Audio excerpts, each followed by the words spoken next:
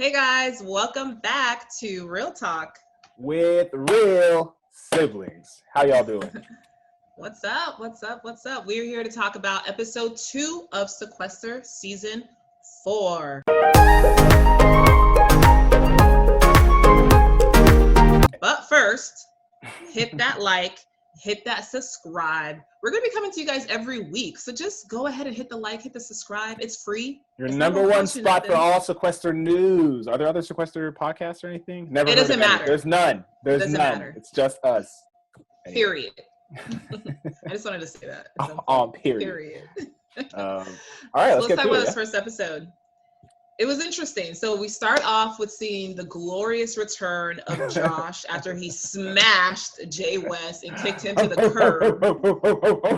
That's kind of what served him a piping hot slice of humble pumpkin pie. Mm-hmm. So Jay West is gone. Josh is back. He runs back into the house. Everyone's like, "Oh my God!" screaming and clapping and cheering. And that part of these shows is always, and I'm glad Josh called it out. He's like, "You all just voted for me. Why are we pretending as if you're happy to see me back? You wanted me gone." It's so weird. And it's like, looking at Big Brother, that's one thing that always made me, I think a lot of people appreciate about people like Janelle. Like, when Janelle tried to kick you out, she tried to kick you out. She didn't come back like 20 minutes later, like, "Oh, my BFF." It's none of that. Like, we're enemies. It's fine. Anyway. Yeah. But, everyone kind of plays the game. And so, Josh also has to act like, "Oh, hey, I'm here. I'm ready to work with you guys," and that kind of stuff, which you kind of see a little bit. You see people starting to, like, go and talk to him. They need to make sure they smooth stuff over with him. And I think they, at least, like, one of them, like Marcelo, I think he maybe genuinely wants to work with Josh. But we'll see. Mm-hmm. So Josh comes back, and they kind of immediately announce the new twist. So the new challenge is a game called Detective versus Killer or something like that, right? Something like that. Yeah, and I really liked it. I mean, as we're both fans. Then you can talk about it, because actually, I didn't really like this game that much. Really? I didn't really like it. I will say I liked the idea, and I there was one thing I didn't like. We'll get to that. But the overall premise, it's kind of like Among Us. For people who don't play Among Us, go play it. They're not paying us, but they should. People who if you don't play Among Us, you're kind of sus. Or you're above the age of 15. One of the two. That too. So basically, there's everybody in the house, and one person is a killer, one person is a detective. So it was in 3 stages, and the first stage, the killer would select 3 people to be on a hit list. And the detective is trying to figure out who the killer is. If the detective figures out who the killer is, only one of those 3 will go on the block or go up for nomination, and the other person would be the killer. Him or herself would be up for nomination. Go on to the next stage. That's stage 1. Next, stage 2, and this is, I think, where you didn't like it. It's kind of confusing. Stage 2, the killer has the option to revise his or her hit list, and this time they only get to choose one person to be eliminated. And stage 3 is the same. However, if stage 3, the detective hasn't figured it out, the detective is then the one who is eliminated. So a total of 4 people eliminated, 2 in round 1, 1 in round 2, and 1 in round 3. 4 total. Yeah, and then the ultimate goal of the detective is to find the killer, because if the detective doesn't find the killer, then the detective goes up for nomination. Yeah. And then if the killer doesn't find, or I guess if the killer gets detected, then the killer identity becomes revealed, and then the killer goes up. So it's kind of, when it gets. And the killer cannot target the detective, to be clear. That's right. Yeah. So, what were your problems with it? Let's do that first. I guess I just thought, like, I don't think it lended itself for very good strategic gameplay. Yeah. Because what you saw during the actual game, like once it starts, what you see is, okay, the killer's playing the game for sure. The killer's like, okay, I'm going to, kill people in a way that it's going to kind of seem random. It's not going to come back on me. And the killer was great at it. Yeah. I don't think the detective was that great. And then I think everybody else was just having the normal conversations they'd be having with people, trying to, like, make sure they were safe while also looking for LOSs. Like, I didn't think that there was any sort of strategy that was specific to this game that was going on. It was just trying to go to talk to people and say, hey, I'm not coming after you, I'm safe. We see a little bit more strategy towards the later rounds. I think really the 3rd round, but the first 2 rounds were kind of weird to me. Yeah, and I'll agree. That was my major beef, was that there were no tools to really figure out who the killer was. The detective didn't have anything they could do to detect any more than any other person. In fact, Shirin at one point was kind of the lead detective. She was the one telling the actual detective, Rachel, kind of who to put up. So to clarify, so the killer ends up being Billy, and she actually did a great job. It was really fun to see her play it. She was so sharp and like really strategic and just a great actress with pretending to not be the killer. The first round, hilarious. She was very funny in her confessionals. In the first round, she put Spencer, Natalie, who I now learned is who that person is, and Brent. No, not Brent. Who was the third person? Oh shoot! I don't Who was remember. The third person? I'm not sure. But I loved how she set up talking to Natalie, because I think she was ready to put Natalie up, but she was like, Natalie's never gonna go, no, it's me. And then like right after that, you see Natalie come to her and say like, I really want to talk to Billy, because last time I talked to Billy, it was only because she was in power, and now I need to make sure I talk to her and let her know that like I'm down to work with her. And then she's talking to Billy. Billy's like, yeah, great. And then afterwards, Billy is like, you've made no social connections with people, like you're and now that you've talked to me and you think we're on the same page, I can for sure put you up and no one's going to suspect me, including you.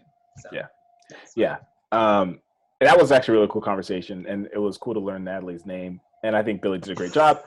And that round was weird. I don't understand why she had to nominate 3, because only 2 could potentially go on the block. I guess if one was the detective, maybe. I guess maybe. I assume she knew who the detective was because she couldn't nominate the detective.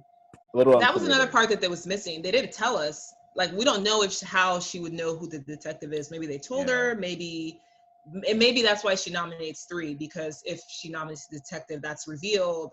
That part was a little weird. Maybe they could flesh it out a bit more for next season. But it is what it is. But I think really Billy made the game.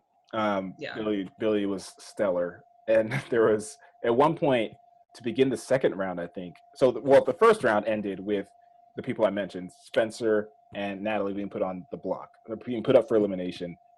Rachel was not able to figure out who the detective was. She guessed it was someone. She was wrong. Was it? Oh, Katie. She guessed Katie, which is exactly who Billy wanted. Yeah. Billy was trying to pin it on Katie. She guessed Katie. She was wrong. And then Brent comes out the next round, is like, "Who's the detective? Just tell us who it is!" Like yelling at the whole house. It was. I get what he wanted, but it was a very bizarre way to go about it, and he goes about everything that way. But what did you think of that? Brent is fascinating to me on this show. Like it's just, he's so fascinating, because I've watched him for years. I follow him on Twitter. I know his thing is he wants to see big moves. He wants to see good TV. So I have to think that that's part of what's in his mind. He's like, look, I've been preaching good TV for years, so like I can't come on here and be the safe choice and only make safe moves. Like I need to make big moves. I need to get in people's faces.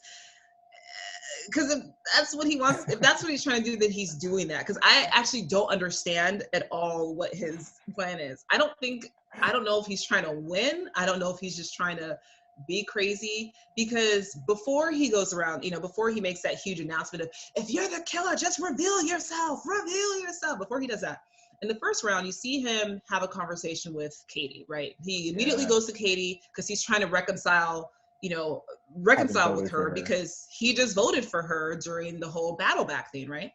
And so he goes to Katie's like, look, I was scared. Josh threatened me. I threw my vote on you, which, like I said last week, I think he could have smoothed it over with her if he had told her beforehand, but he didn't.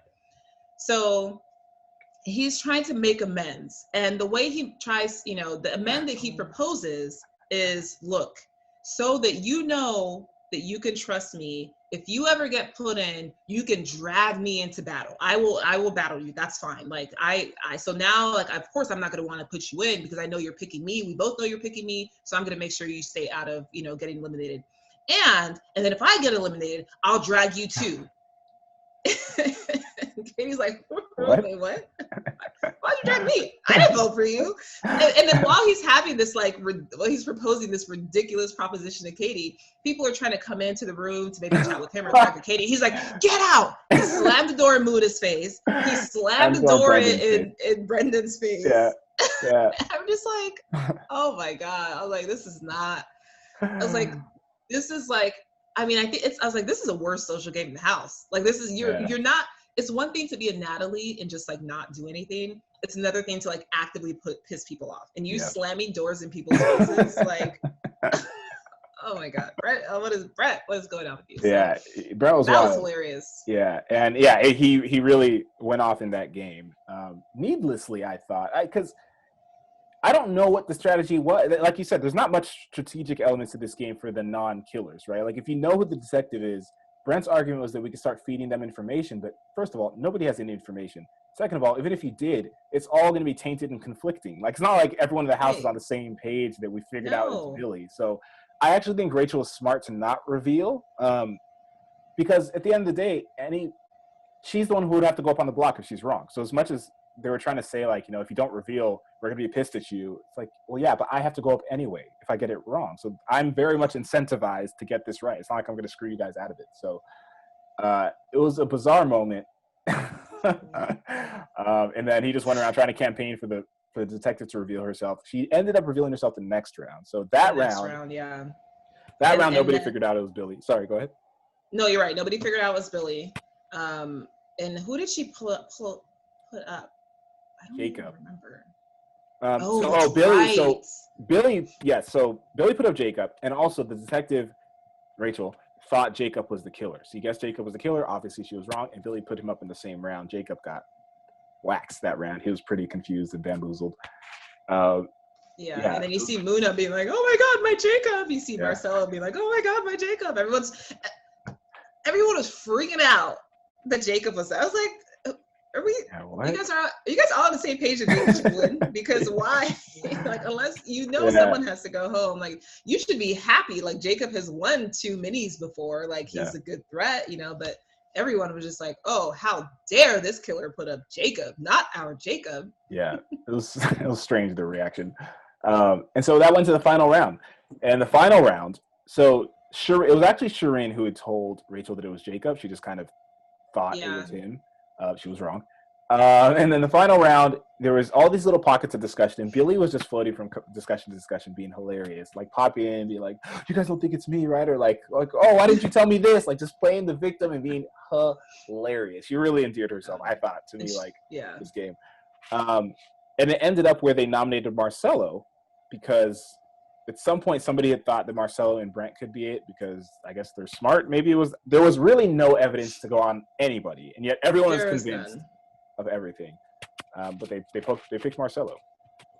Yeah, and that's I think kind of the problem I had with this game, is that it's almost impossible for the detectives to strategically arrive at the killer's identity, other than just like, unless the killer reveals himself, the killer, obviously Billy, like she played this perfectly. Like she didn't tell one person, not that, she wasn't like, "Oh, well, I trust this person, so I'm going to tell them." She didn't tell anybody, right? Because that can certainly leak. So if the killer doesn't tell anybody, how's the detective supposed to just like guess out of a hat it's the killer? So so she wasn't able to guess.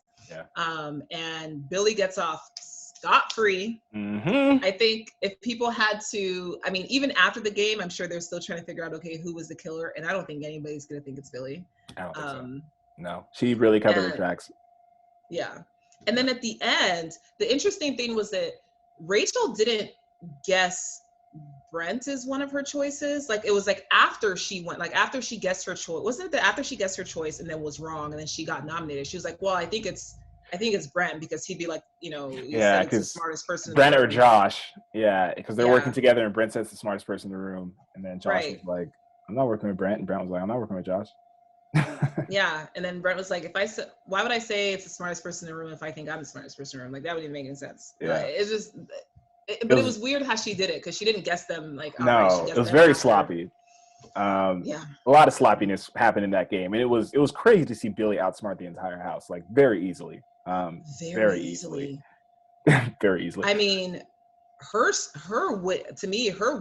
win like percentage or whatever just went up. Like seeing how she navigated that, seeing her choices, and I think part of it is the fact that she was very she doesn't have a lot of allegiances. She was kind of cutthroat in a way of like, you can go, y'all all can go, you all can go, and I think part of that is the fact that this game is only 7 days, so it's like you know that you have to make moves. People are going to be leaving every day. You can't get too emotionally attached to people like you would in Big Brother. So I think that kind of lends itself to how she played, which was just being like, literally everybody can go up but me, and I'm fine with that. Yeah. And so the final four that went up were Spencer, Natalie, I almost forgot her name again, Josh, and Rachel as the detective, who did not figure anybody out. What? Yeah. Wasn't Katie also there? No, but we'll get to that because it was just those four, right? But then, of course, the House had to vote on who they wanted to send out. That's when it was a weirdly frantic scramble for kind of a very predictable result. It was strange, right? Because like there was this idea at the beginning that Spencer and Josh, well, just Spencer was really the target, but Josh tried to spin it as like Spencer and Josh are the targets. But Josh has a lot of people protect him, as you can tell from the reaction to his nomination. Some people were targeting Spencer. Jacob, sorry. Josh was fine. Jacob was kind of spinning that he was kind of a target with Spencer. Jacob was fine. Jacob was fine. Spencer, managed to convince a few people that, he threatened a few people outright, kind of saying that like if he gets nominated, he's going to take basically a weak physical competitor into the competition, and that was he threatened Rachel in front of Shireen. Yeah. And they're both a bit older. They're not as young and physical as some of the other people, and so they felt very threatened. And they didn't do anything about it. Well, other than to say like, okay, I don't care. Like, they still voted for him. So I think that was like, they're just like, that's not how, Shireen said it was like, that's not how you convince me. So like, if you think you're going to threaten me into not voting for you, like what she doesn't know is like, that would work on Brett, but that's not going to work on me. She's like, I'm still going to vote you. And she did. Yeah. And the votes ended up falling in a way that you would kind of expect. It was weird for how much scrambling was done. They ended up falling on Natalie, which you would expect people to take the easy move and pick off somebody who's not particularly threatening and very forgettable. And they did, right? They voted Natalie out. And then that's when things got a little weird too, because Natalie was very upset at Billy for having voted for her, but not telling her that she was going to vote for her. And Billy just said, honestly, she's like, I threw my vote away. Like, I knew, like, I thought you wouldn't go up. And that might be legitimate because everyone's talking about Spencer or Jacob. Billy said, I thought you weren't going to go up. I thought you weren't, going to go out. So I threw my vote to you. And Natalie was upset about that, but then she targeted Katie.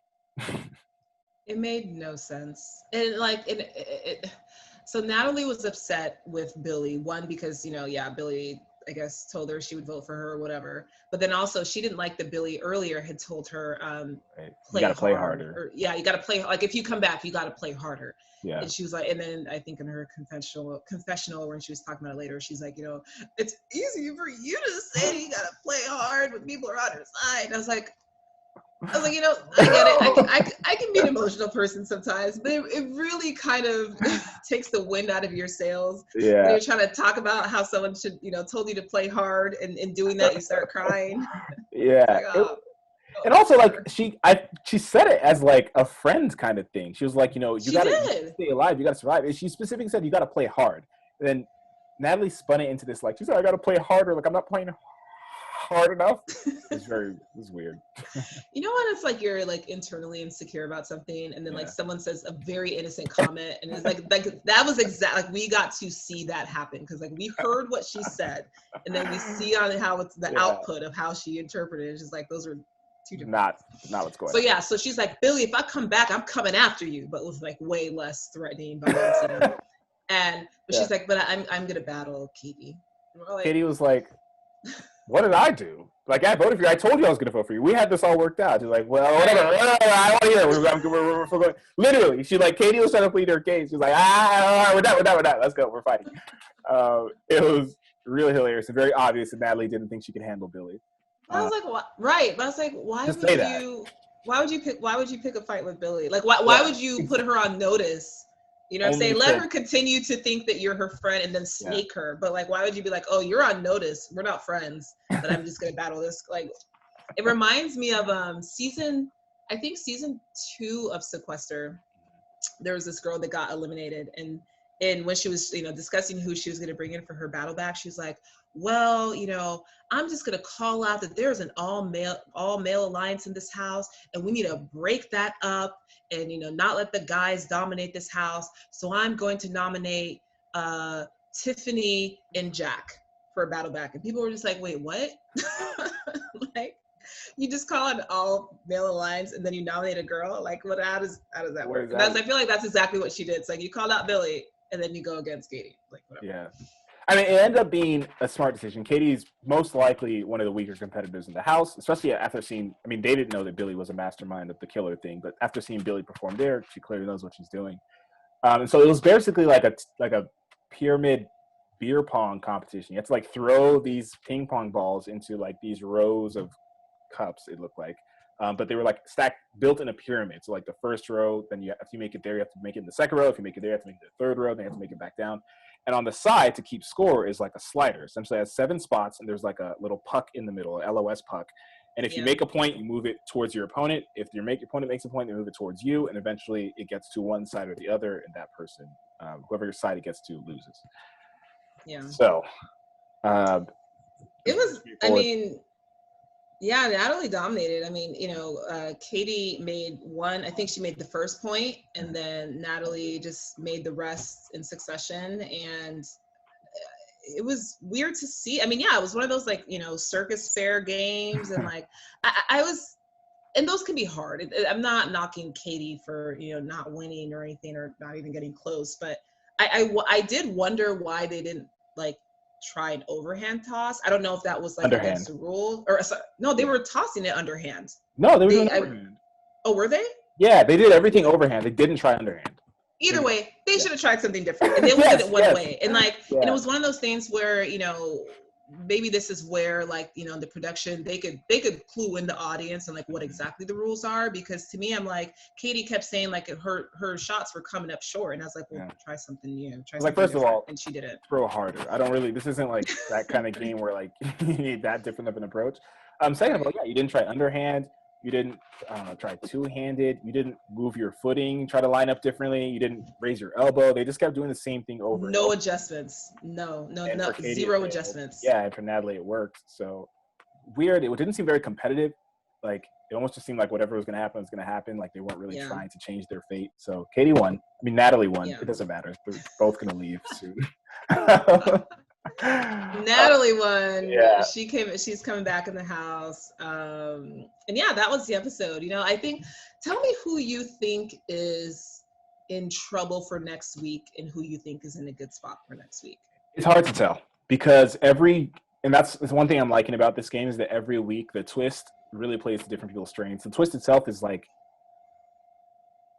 it's Big Brother at this point is predictable, right? You can almost week by week predict which competition is coming and who it's going to favor based on gender and body size and other skills. I really have no idea. This next competition could be anything. I mean, it could be another beer pong competition. Maybe Natalie or whatever her name is will be fine. Like, I never would have foreseen that Billy would dominate a competition like this, right? Yeah. It seemed like Josh was in danger coming back, and it seems like Josh and Brent have a bit of a target on their back, and Brent is doing nothing to diminish that. So they're, I think, in the worst position of the house in general, but every week, who knows? What do you think? Yeah, I agree. I think Brent is probably in the worst position socially, but I think given his size, I don't think many people will want to battle him. If they get eliminated, I don't think many people will want to like draw him in the battle and battle him just because, maybe they feel like, okay, he's bigger, he's stronger, I don't know. Although I think someone like Shireen and someone like Rachel would definitely drag him in and not care. Sure. I think Jacob is in a great place. I mean, seeing the reaction when he got put up and people just being like, oh, don't touch our Jacob. Like, and he played that well, he didn't get angry or blow up or, do anything crazy. I think socially he's in a good spot too. And I think Brendan is in a good spot. I mean, I don't know of anyone who has any issue with him, or I don't think he's on anyone's radar. So depending on what happens, I think they can, if they don't piss people off, and I think they can probably slide by for another couple of weeks. So we'll see, a couple of days. We will see, and that is our time. I thought if you're still here, I actually thought it was good. I like seeing Yeah. a lot of interactions. It was fun to see. I like that we've gotten to see like different people shine. Like last week, you know, we really saw Josh emerge as like a really big Yeah. personality. This week, we Yeah. really saw Billy kind of break out of her, you know, not break out of her shell. I don't think she was ever, you know, type person in a shell, but, you know, really kind of reveal herself to us so that, you know, the Yeah. viewer can really enjoy her gameplay and her strategy and her personality. So I'm interested to see who, you know, we get to see next week. Same. It'll be interesting. Yeah. Catch us back here next week. We'll be back next week and every week with all your Sequester updates. Make sure to like and subscribe. We'll see you then. This has been Real Talk. With real siblings. This is. Bye.